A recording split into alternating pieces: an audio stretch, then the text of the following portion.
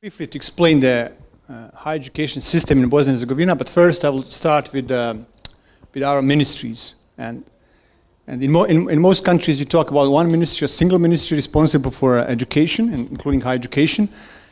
When we talk about Bosnia, we talk about 14 levels of governments, so 14 different structures, institutions.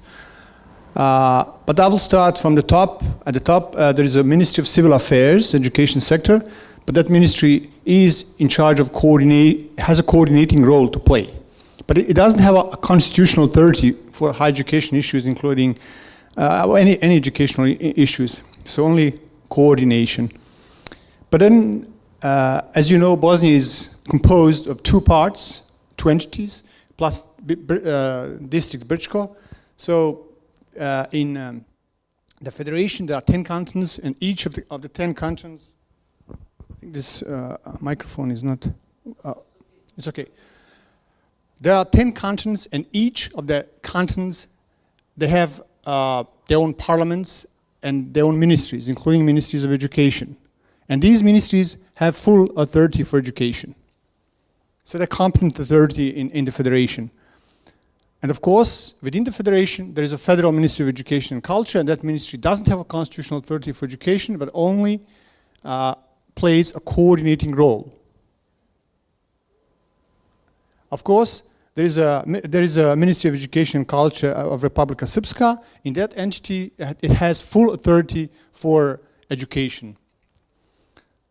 And of course, Brčko District Educational Department has it's also a separate unit with full authority for education. It looks a little bit confusing, but again, if you want to work with especially capacity building project, you will need to involve relevant ministries. In that case, you will have to choose the most relevant ministry depending what is the purpose of the project. Okay, I go a different way. When we talk about agencies in Bosnia, there are two, of course, there are first, we call it, the name is Agency for Development of Higher Education and Quality Assurance. That's a national agency, state level, established in 2007. It is an independent but publicly funded institution. Its main role is to set criteria and standards for accreditation of higher education institutions, as well as study programs in Bosnia and Herzegovina. It also determines a group of experts who are involved in the assessment process. It also provides recommendation and criteria for standards regarding establishment, terminations, licensing of higher education institutions and programs. Republika Srpska has its own entity-level higher education agency, which was established in 2011. And then it is in charge of accreditation of higher education institutions in Republika Srpska entity. There is also, we call it CIP or CIP, Center for Information and Recognition of Qualifications in Higher Education. That's a national agency, a national center or body which provides information, opinions regarding foreign degrees and diplomas. Sorry, go back. Relevant legislation. Of course, considering the constitutional structure of the country, our legal system in the country is also quite complex. At the state level, there is a national framework law for higher education, which was adopted in 2007.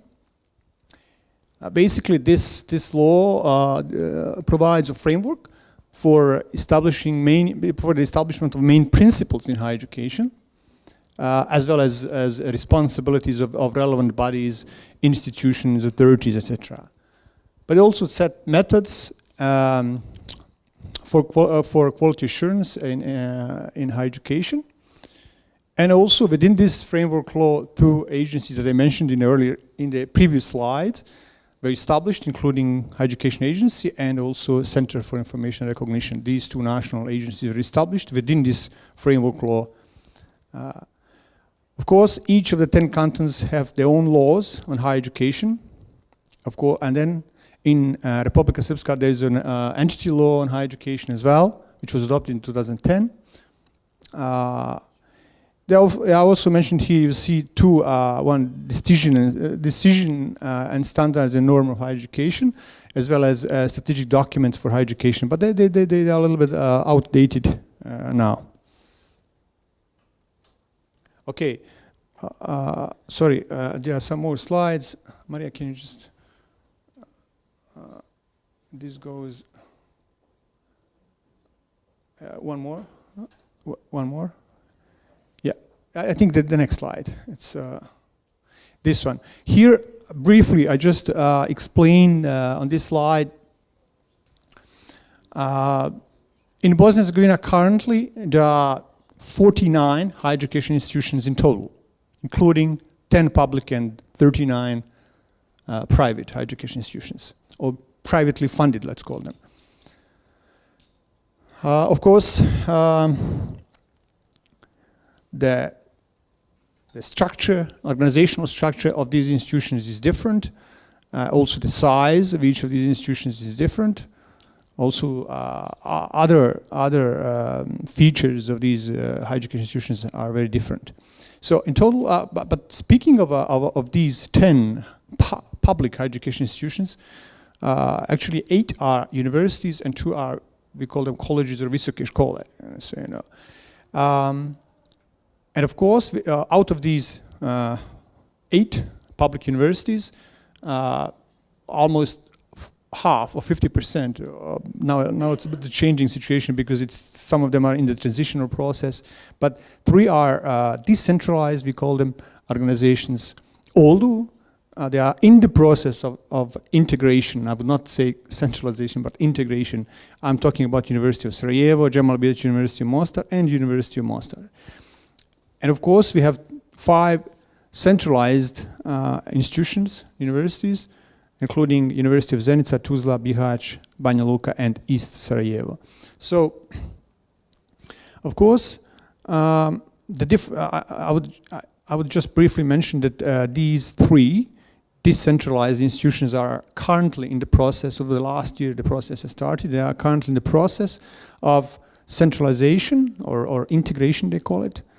So I've just been informed that Cemal Bilić University in Mostar, the faculties now are changing their status, so they're not, or I haven't still received confirmation, but they will lose, or they have already lost their legal independence faculties. So the aim is to integrate faculties to become part of the university, so they will lose their legal status.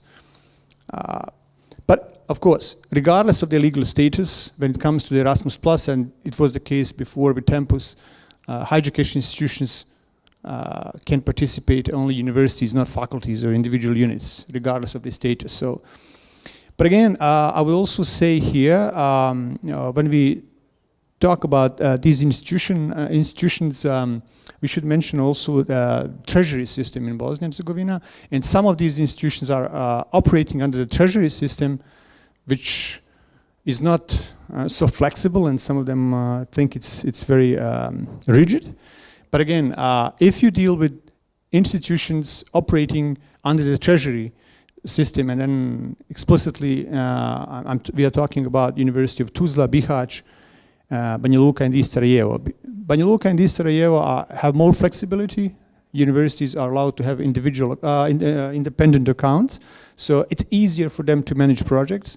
But University of Tuzla and Bihać still have some difficulties in a way that the system doesn't allow enough flexibility to really manage project effectively.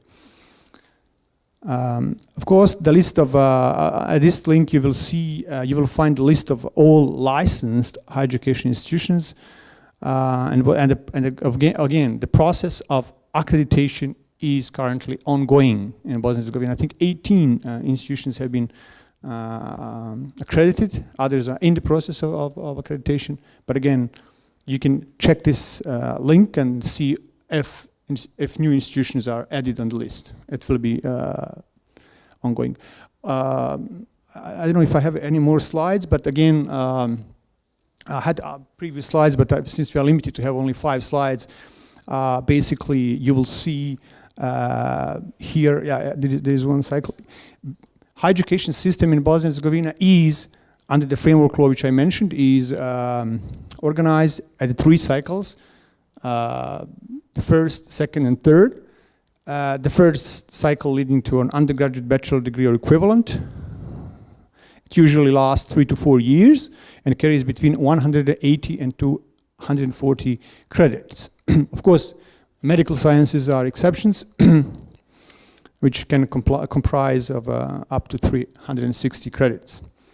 The second cycle, leading to a master degree or equivalent, lasts between 1 and 2 years and carries between 60 and 120 credits.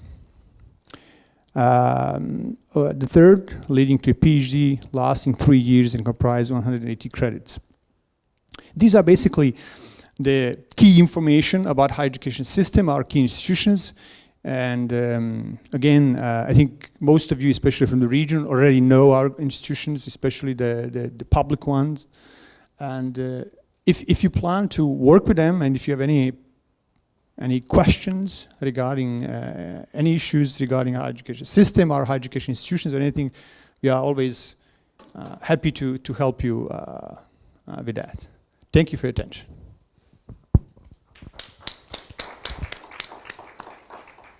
Thank you very much. If you have questions, now is the good time for Suad. Certainly.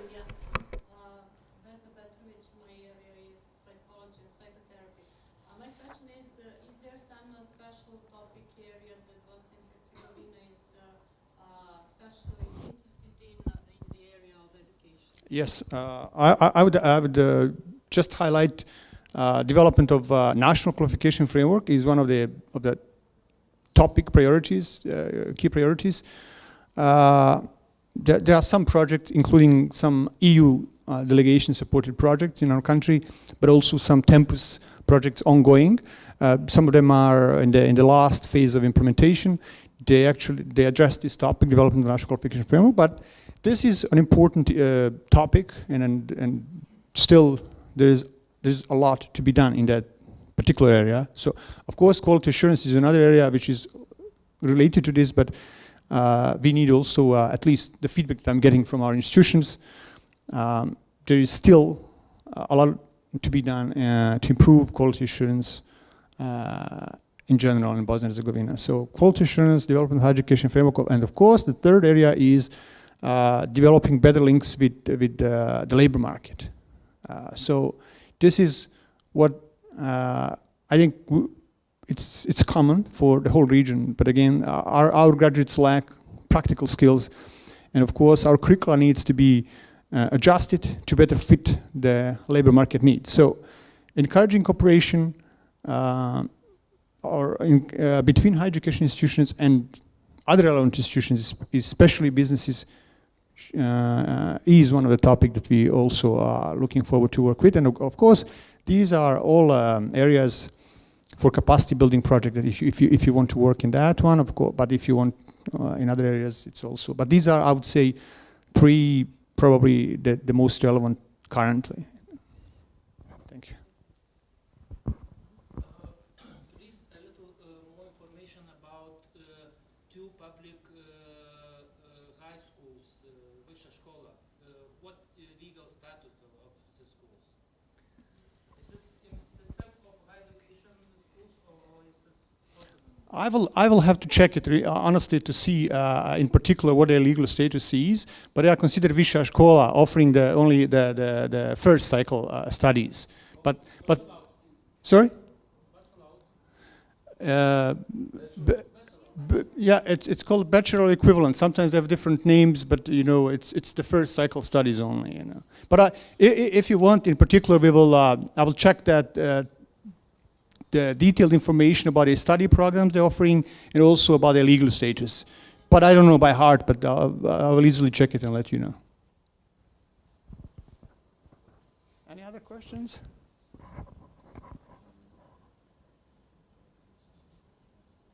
Yes, please. I'd like to know if you have any academic priorities in the Erasmus Plus program. Yes, we do, but of course it's for me difficult to say because technically speaking, priorities, especially for capacity building projects, have been identified by our ministry, or in case of Bosnia, it's ministries in plural. So the priorities will remain the same as they used to be for the last call. So all academic disciplines are listed there, and I have it in one of my presentations here, but they include various disciplines. But I will check it maybe in 5 minutes to tell you exactly what are the disciplines, because they are the same as from the previous call. And of course, out of these, I would not single out one or two and say these are the most important, because all of them should be treated as priorities, so identified by the ministries. So out of these, let's say 5 or 7, how many of them? I think about 5 or so. I should not single out one or two, but again, I would say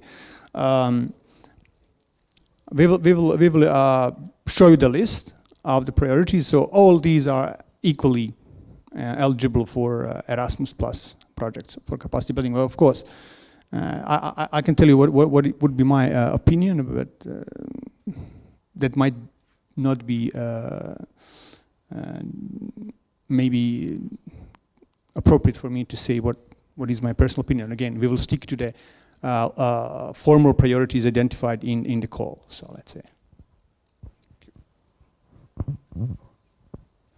Are there more questions for SWOT? If not, we're going to continue with Montenegro. And today our colleague Ranko Lazic is from the Erasmus Plus office of Montenegro here with us. So he's going to present his country.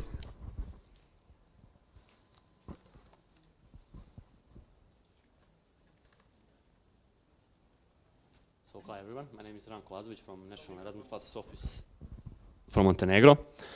I will deliver a 10 minutes presentation of the Montenegrin higher education system.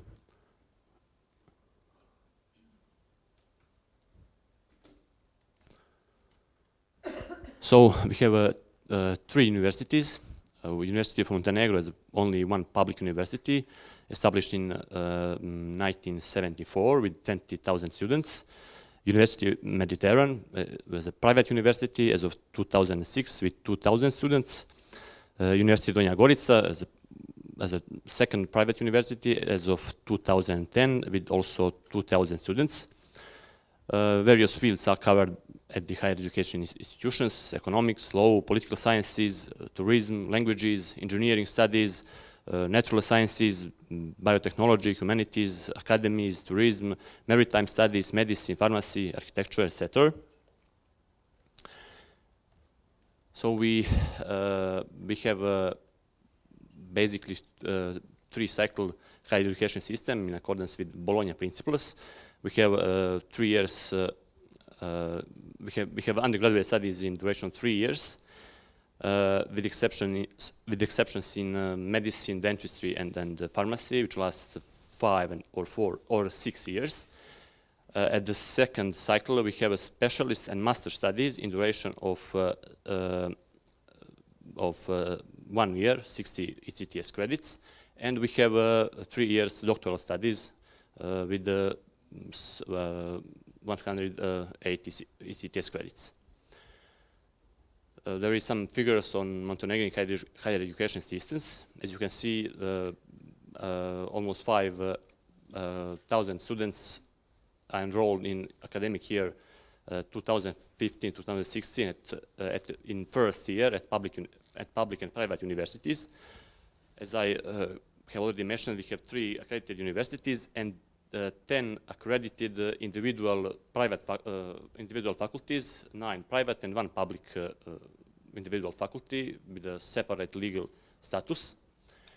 We have 300 and 54 study programs accredited by Council of Higher Education. And as far as accommodation in student dormitories is concerned, we have almost 2,000 places in student dormitories, and 5% is intended for vulnerable social groups. As far as quality assurance is concerned, the Council of Higher Education is responsible for the external quality assurance for the accreditation of higher education institutions. So Council of Higher Education is responsible for so-called initial accreditation, and for the re-accreditation of higher education institutions, Council of Higher Education engage foreign accredited agency for quality assurance. Funding of higher education in Montenegro. So there are three type of funding of higher education institutions: state budget, tuition fees of students, and donation and international projects. There are some current projects in the reform of higher education in Montenegro, led by Ministry of Education and government. So it is a HERIC project funded by World Bank. It is a project analysis of situation in the area of the recognition of foreign educational credentials, and feasibility studies for establishing the system of career monitoring of university graduates, this tracer study. And also there are project led by government. It's a project of professional development of persons with obtained higher education. So there is some statistical data of the Montenegrin participation in EU-funded programs. First of all, Tempus program. So institutions from Montenegro participated in Tempus 3 and Tempus 4 phase. Within Tempus 3, we had 23 projects, and within Tempus 4, we have had 41 projects. Some of projects selected within Tempus 4 are still ongoing. You can see that most common partners within Tempus program were Germany, Slovenia, Austria, of EU countries, and Serbia and Bosnia as partner countries. So there are some results of our participation in Tempus program. Administrative capacities at higher education institutions are considerably improved. So one of the results is improvement of teaching methodologies, modernization of equipment, improvement of cooperation between higher education institutions from Montenegro and Western Balkan region, and also with higher education institutions from EU member states. Closer cooperation achieved at local level between higher education institutions, involvement of employers in the creation of curricula in accordance with the labor market needs, increased participation of students and student organizations, better preparedness of academic community for the next phase of participation in Erasmus Plus program. This is a slide show our participation in first call, actually first round of the first call within International Credit Mobility Action. So this is a number of institutional agreement with program countries. So we have six agreements with institutions from Italy and Poland, three agreements with institutions from Greece, from 2 agreements with France, Slovenia, and Austria, and one with institutions from Belgium, Bulgaria, Czech Republic, Finland, Germany, Croatia, Romania, Slovakia, Sweden, and Turkey. There is a number of students and academic staff which will participate in the mobility. The total number of students is 148. Total number of staff is 138, and total number of mobilities is almost 300. So majority of mobility is outgoing, but there is some incoming students and staff within these projects. As far as participation of Montenegro in capacity building in higher education action, we have 4 projects selected within first call. Coordinated by institutions from Greece, Serbia, France, and Ireland. And also you can see the other partners in these projects. So this slide shows opportunities for cooperations within Erasmus Plus between higher education institutions from partner countries with institutions from program countries. So the capacity building in higher education is one of the opportunities. International credit mobility, Erasmus Mundus joint master degrees, Jean Monnet action, and also conditional participation is possible in other parts of the Erasmus Plus program. So applications within capacity building action must be in accordance with national and regional priorities. So national priorities for joint and structural projects within capacity building actions for Montenegro is teacher training and education science, law, life sciences, mathematics and statistics, computing, engineering and engineering trades, agriculture, forestry and fishery, health, personal services, and multidisciplinary and interdisciplinary programs. Within category A of priorities. Priorities within category B are learning and teaching tools, methodologies, and pedagogical approach, including learning outcomes and ECT-based practices, multidisciplinarity and interdisciplinarity. Within category C, priorities are governance, strategic planning and management of higher education institutions, university services, internationalization of higher education institutions, and quality assurance processes.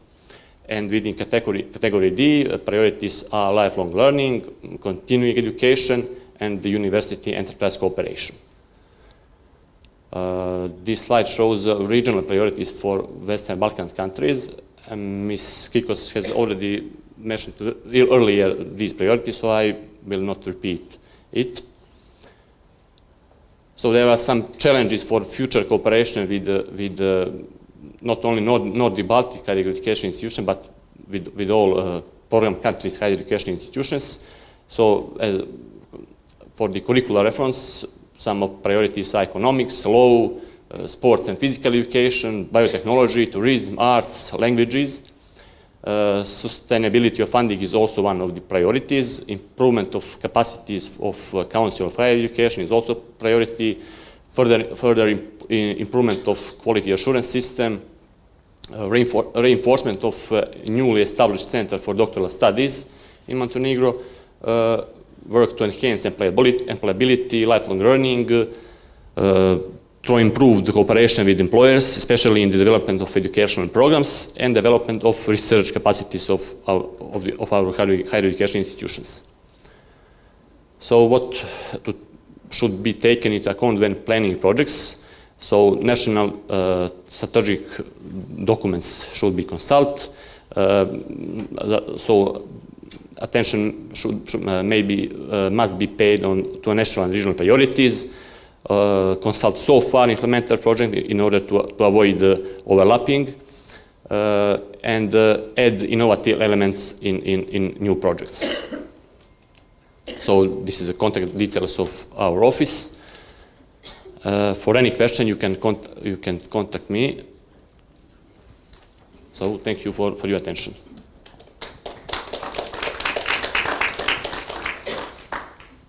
Do you have any questions? Yes, I have only a question. What is the Center for Doctoral You mentioned a Center for Doctoral Studies. Is it inside the university? Yes, it is inside the University of Montenegro as only one public university. It is a new established center. Because I haven't heard about Center for Yes. Doctoral, so that is quite new. Thank you. Thank you.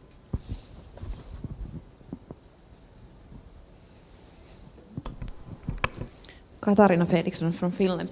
I'm coming from the field of social sciences, so I'm asking what's do you have any sociology or social policy or this kind of fields in your universities?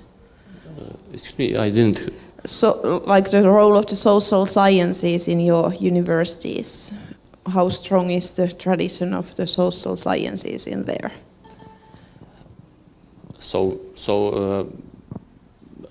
Projects within social sciences are one of the priorities, such as projects in law and economics are priorities within this goal.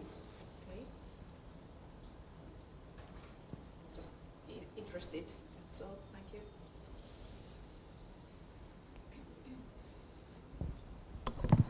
Any more questions for Ranko, for Montenegro? If not, we are coming to Serbia, and now it is Serbia between you and lunch. So my colleague Sofia has a challenge, as always. But I hope that we could offer something. So I take the challenge. I try to be short. I won't say much more different things about the higher education system in terms of the structure, because we are a Bologna signatory country, as well as our colleagues from Bosnia and Herzegovina and Montenegro. That means that we already have in place for 10 years or more 3-cycle system, bachelor, master, PhD programs at all higher education institutions. We had first law that was in line with Bologna principles adopted back in 2005. Actually, that's the only law which was amended a couple of times. I don't know really how many times already, but a good news is that now we'll probably have a new law during the next year get adopted. We have a couple of important institutions dealing with higher education era. The first one is the National Council of Higher Education. We also have Commission for Accreditation and Quality Assurance, which is in charge of providing let's say, accreditation for all study programs and institutions, which means that if you want to cooperate with someone from Serbia, please check whether the institution has been accredited and whether it has study programs that were also accredited, because we do both types of accreditation in Serbia. And of course, all these our standards for accreditation are fully in line with European standards and guidelines. That means that yeah, we follow the same principles, the same rules that you know all around Europe. Concerning the size of the higher education system, maybe the most illustrative would be the number of students, which has been assessed around. We never managed to get the correct number, but it's around 240,000 students, more or less. And what is specific, we have two types of higher education institutions. Of course, you probably know about universities, which are large, comprehensive, most of them, because that's actually stipulated in our law. If you want to have the title of university, you have to have 3 fields covered. 3 academic fields. On the other side, we have colleges of applied studies. There are many of them. They are more numerous, more than 70. They are smaller institutions, they are oriented toward applied studies, and they are quite flexible. They are closer to the labor market. They provide bachelor programs only of 3 years duration, and recent amendments of the law on higher education made it possible for them to develop master programs, which was not the case before. Now it's a big challenge for them how to develop 2-year applied master programs at these colleges of applied studies. Yeah. This is a bit maybe less important, but I need to mention that concerning, because we're here mainly for the credit mobility discussions, huge, large public universities, they also work in cooperation with the student accommodation services, which means that there are student dormitories, restaurants. It's important for the exchange, so at least in previous periods, certain number of places could have been secured in some mobility schemes for international students. We would probably need to negotiate this more in the future, because it's still not the case for incoming Erasmus Plus mobility students. An important note is this is valid not only for credit mobility students, but credit mobility projects, but also for any other type of projects that you want to cooperate with Serbia. Please request mandate form or any kind of consent for participation from the rectorate, because we have large universities within which faculties still have legal status, but they cannot act independently from their university. So whenever they need or they want to participate, if they wish to participate in a project, they need to get approval from the university rectorates. Otherwise, your project might be considered ineligible in the selection. Yeah, this is the scheme which you probably, there is no need to elaborate on this scheme concerning duration of study programs. It can be both 180 ECTS or 240. We also have integrated programs in medicine, pharmacy, veterinary medicine, as much as I remember. As I mentioned, these applied studies branch, which is colleges of applied studies, it's always 3-year bachelor study programs, and now they have this challenge of developing masters. And the other things are more or less similar: 3-year duration of PhD programs, 1 or 2 years duration of a master.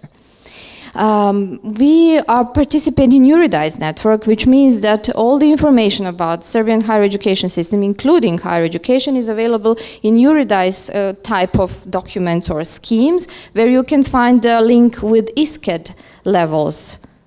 So, I mean, this is a little bit small, but Eurydice website is well known to everybody. You can check it and see it better. Well, this was supposed to be just an illustration of a number of students, and the things that you have to bear in mind concerning the priorities and generally the attitude of institutions for cooperation, different cooperation projects. Whenever you speak about the relevance of a project for the country, please bear in mind or ask your colleagues to make link to the strategy of education development. We do have action plans. Helen was urging us to make always link to concrete action plans for the implementation of strategies in law. So the action plan has several hundred action lines. Actually, you can find one to stick to when you want to initiate a project with Serbian partners. And whenever there is an issue that deals with the national system, I mean the system in general, it's a structural issue, please bear in mind that you need to get support from the national authorities in education, which is ministry on the first place, but also the other bodies. We want to show you what our Euro guidance colleagues produce, which is a very useful portal study in Serbia. Euro guidance network has been present, I mean, it's part of our office. The colleagues are with us since 2013. Not only that they provide information about career guidance to local participants, they are also very active in promoting Serbian higher education abroad. So this is why they created this portal, which summarizes information about higher education institutions and study programs that they provide in English or other foreign languages, or at least some type of consultative teaching for foreign students that wish to come. So this can be a useful source of information for credit mobility as well. Yeah, we can speak a little bit about the ECTS coordinators. The Erasmus Plus initiative, especially this International Credit Mobility Project, encouraged our institutions to nominate ECTS coordinators. At some of the institutions, they even called them Erasmus Plus coordinators, because for them that was the most imminent, I mean, natural link. And that was very positive. In a year, let's say, we managed to make a step forward. Another important thing that our institutions, at least large universities, like for example University of Belgrade, they insist very much on achieving reciprocal exchange, meaning that they want to receive, but they want to send students in more or less equal or balanced numbers. Yeah, that would be a good way of fighting brain drain, for example. They are working on developing catalogs of courses in English. I know that University of Kragujevac, for example, had made a good progress in this respect, and knowing Serbia, the others will follow.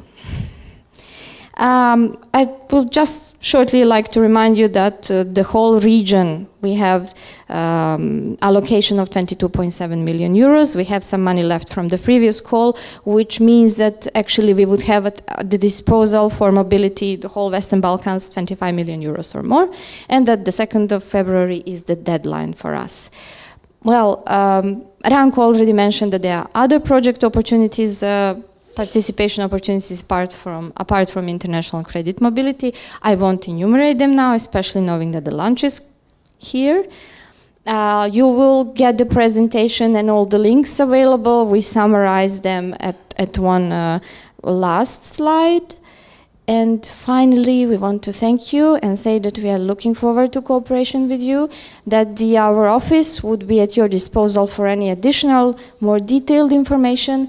In case you wish to contact specific faculties addressing who teach specific field, you may send a request to us or partner search request. We will distribute it accordingly. Thank you very much.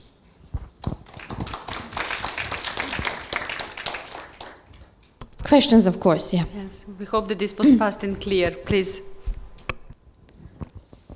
I would like to know to what extent do Serbian universities offer teaching programs or study programs taught in English, because this has been the biggest obstacle for sending exchange students. Exactly. To what extent? In terms of percentages, I would not dare say what is the percentage. It's not enough for sure, but knowing that we took part in Erasmus Mundus program for quite a long time, since 2004, the awareness about necessity of teaching in English has been developed already. It's not that we are totally ignorant. And there are many good examples, actually. There are whole study programs, especially at the master level, that can be delivered in English. As for the bachelor program, most likely it is to a less degree, that we have teaching in English. But we urged teachers at least to provide some kind of a special individual work with foreign students when they come for the exchange to get the literature, to get the advice, how to proceed with paperwork, etc. The urge for developing study programs in foreign languages, not only English, is really something that we consider as a high priority. And you can find more information at this Study in Serbia website, because you can then filter the study programs according to the language preferences. Yeah, that's all that Marko and Sofia Petrovic managed to actually gather. They had a big pool. They were inquiring for a whole year to gather the information to put it there. The Study in Serbia portal. Study in Serbia portal has a direct link to actually Ploteus portal, which is something that is also very useful in terms of investigating opportunities of different higher education systems, or education systems, not only higher education. More questions?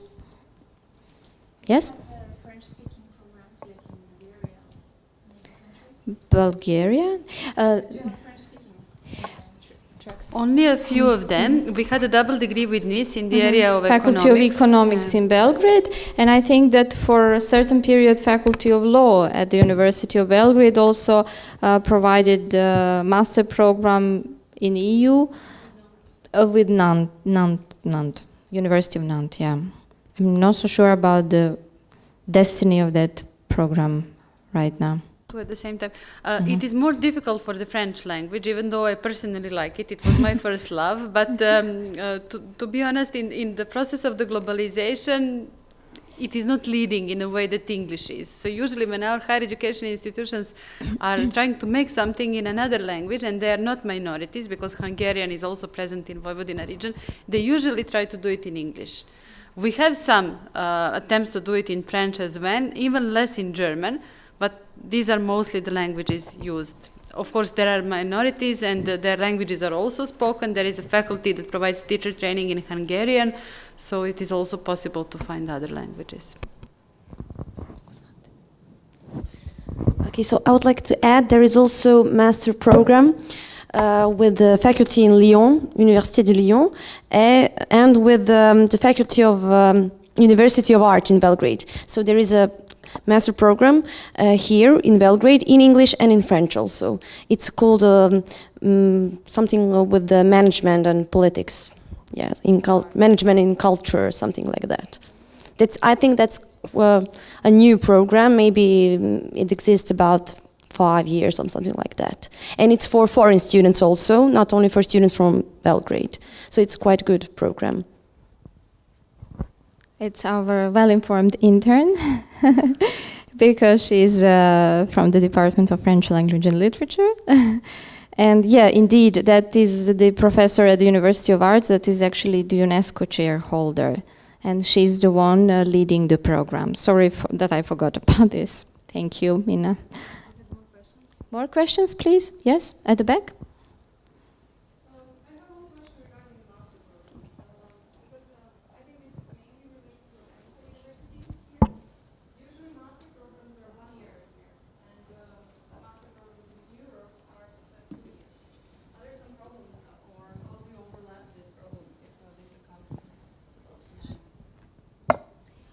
You come from a university in Serbia, or yeah?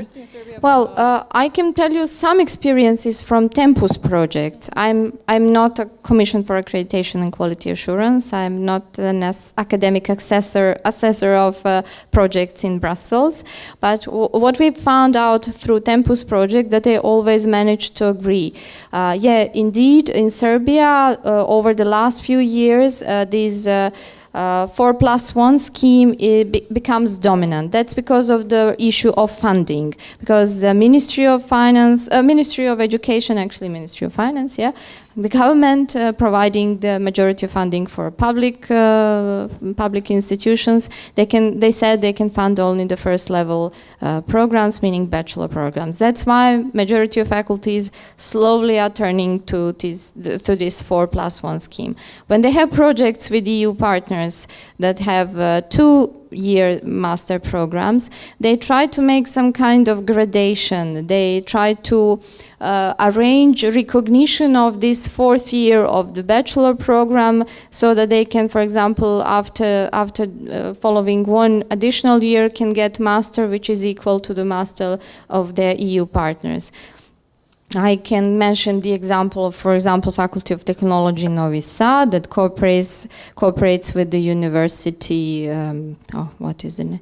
From Germany, I can't remember the name, but they have such kind of an arrangement. It's a master program in material flow, I would say, something like that.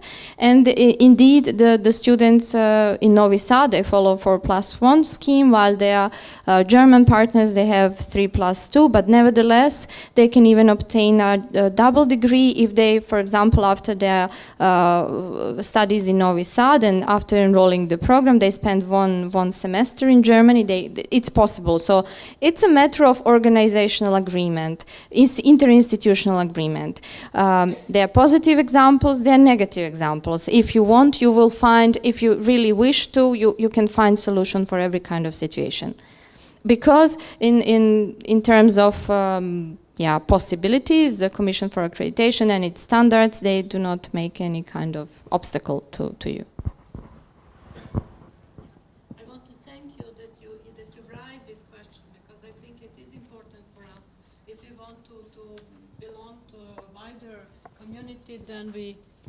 Then we need to adapt our curricula to the Europe, or maybe Erasmus Plus will add something. Erasmus Plus is always triggering important changes. I'm looking now at Dragana Ilic, a lady that was engaged in creation of, she's participant of a first Erasmus Mundus master program with Serbian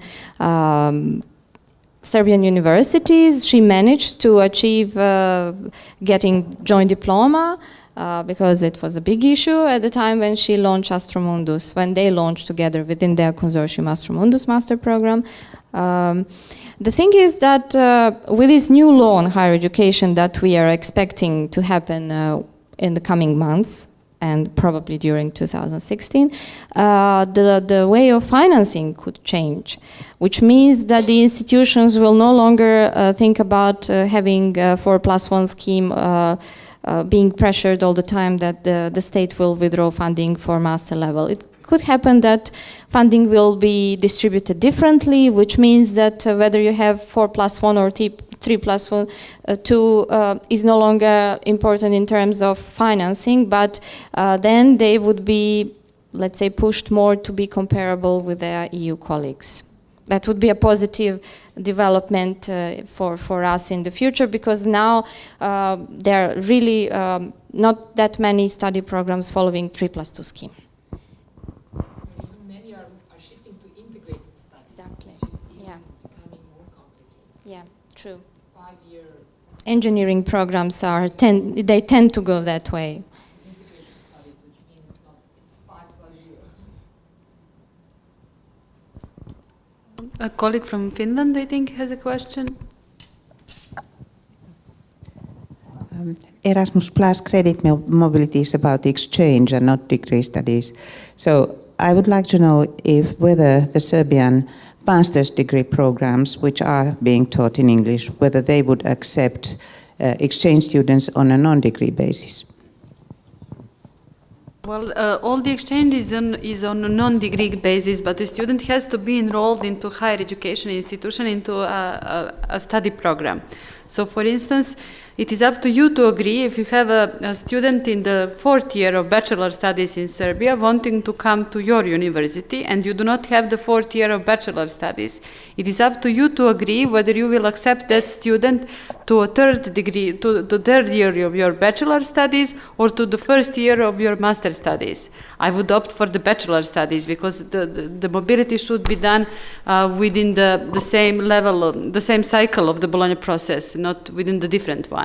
So it is up to you, but the student has, in line with Erasmus Plus rules, to have a learning agreement so that he or she knows which subjects will listen, and potentially, if that person stays enough in your country, even more than 3 months, which exams that person will take. So it has to be something in line with the study program. When the student from Finland is coming to Serbia, well, then you have to agree. This is why the interinstitutional agreements are very important. You have to agree within yourself. For instance, you may receive students in technical sciences and send students from philology or staff or administrative staff. So it doesn't have to be like in a mirror. Exactly, which faculty will send to which and who will receive. Yeah, when we say reciprocal mobility, we mean numbers, not specific fields. I mean, we have capacity to send students from technical sciences, and we would rather receive students coming from humanistic field, so that's fine. I mean, so it means that you can send a student of the 3rd year or 2nd year of bachelor studies instead of sending one of the final year if you do not think. So you first compare the curricula with the institution and then see what is the joint space for cooperation. And if you cannot find it because of the 4+1, 3+2 issue easily with the students that you in the first place had in mind, you can maybe send staff or send students from some other study program or from a lower year of bachelor studies, but still. Yeah, one good recipe that the institutions applied from time to time is to define mobility windows. I don't know whether it is the case in your countries, but that's possible. I mean, for students, for those that want to go somewhere abroad for an exchange period, you can define actually the couple of subjects which or a specific duration or a specific year of study at which this mobility window is located. Virtually, and then so students can know that in advance and use this opportunity. It's not widely spread in Serbia, but we know examples of such institutions. Because it is easier, for instance, to use elective subjects. If you have some dilemmas and do not know the institution very well, usually the core subjects are taught in-house in the beginning, when the partnership between you and the higher education institution in our country is new, and you do not know the people very well, and you want to start from something, it is good maybe to start from the elective subjects. If there are no more questions, we would like to thank you very much for the attention and to ask you to join us for lunch, please.